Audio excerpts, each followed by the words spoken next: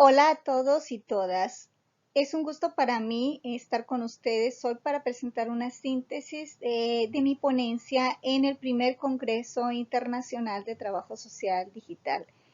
Esta ponencia está inscrita en la mesa número 18,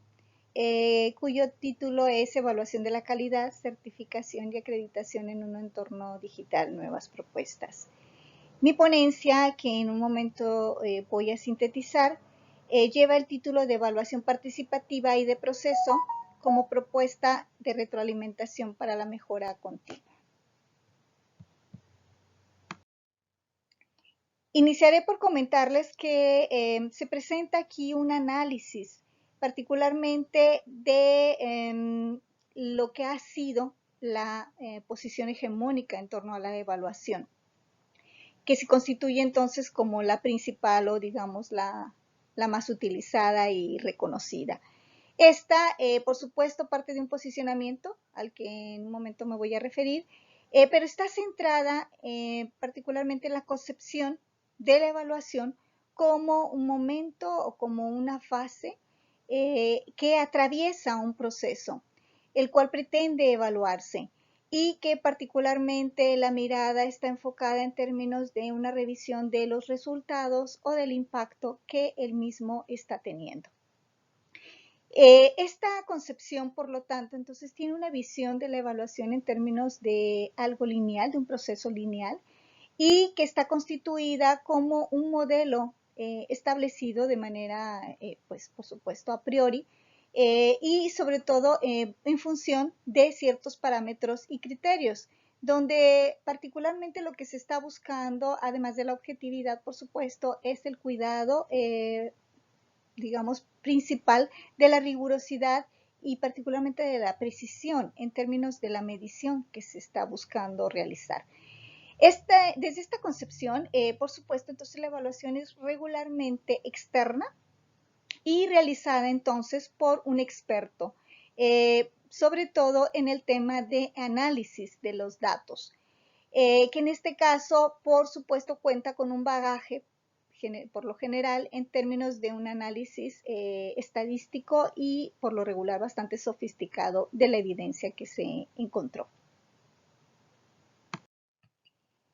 Esa concepción alude, por supuesto, les decía, a un posicionamiento regularmente desde el paradigma positivista y que por lo tanto centra su mirada en términos más que nada técnicos de la evaluación. Es así que entonces es definida y desde ese enfoque, entonces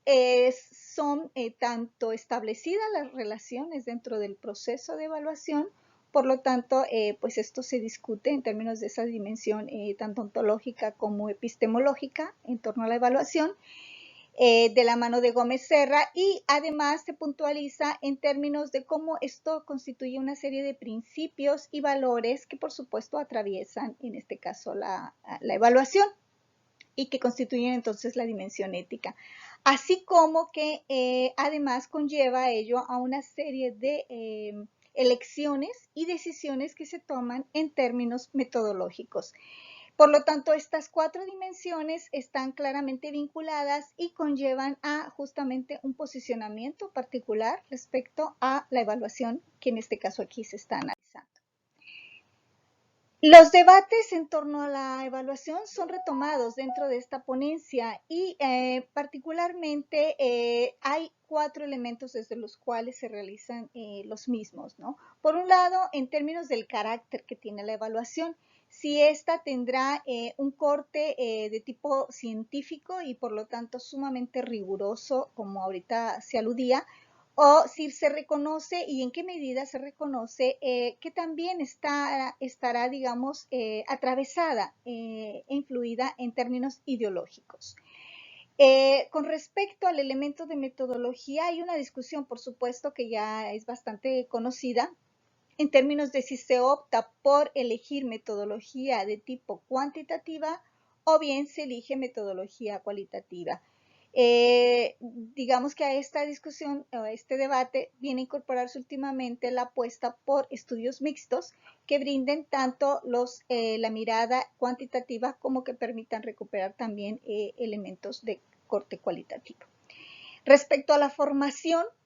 se debate en términos de cuál es el área de experiencia que deberá de tener un evaluador. Si estará lo más adecuado, será que esté enfocado precisamente en esto que ahorita hablábamos del análisis estadístico, incluso bastante sofisticado y a través de softwares,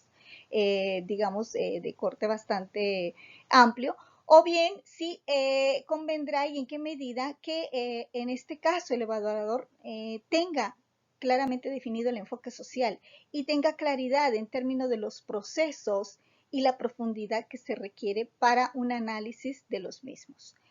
En términos de participación se debate y bueno, hay una discusión en términos de qué sectores deberán de ser incorporados al momento de realizar una evaluación y esto también es discutido en la ponencia.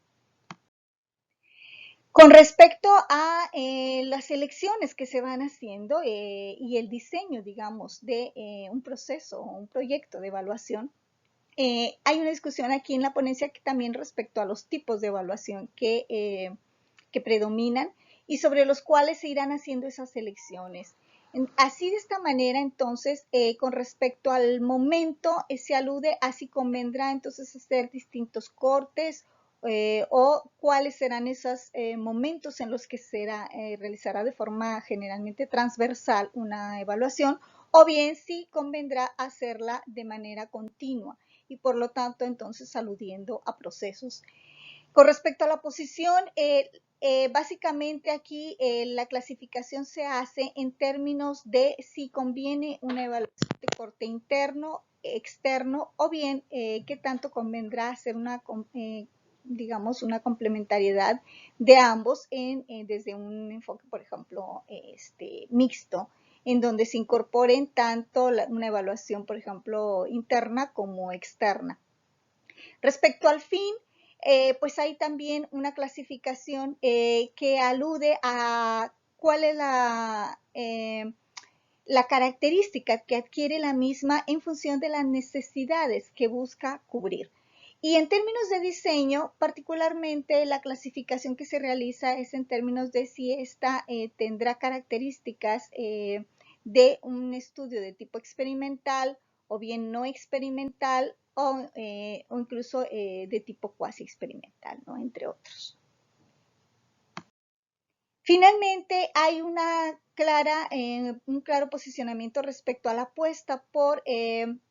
una visión crítico decolonial y la incorporación entonces de propuestas más cercanas a lo que es la formación de los trabajadores sociales. En términos de una mirada ya no de cortes o de forma transversal, sino del continuo, de esos procesos que ocurren, particularmente en este caso en términos de la formación.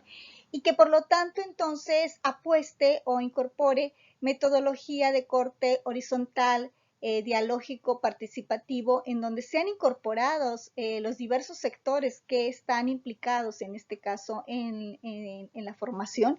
así como que entonces permita a la misma una retroalimentación continua de los programas. Es así que entonces esta ponencia retoma a una serie de autores que ahorita refería a uno de ellos, pero aquí pueden ver la lista de referencias que retoma precisamente esa presentación. Y muchas gracias por su atención.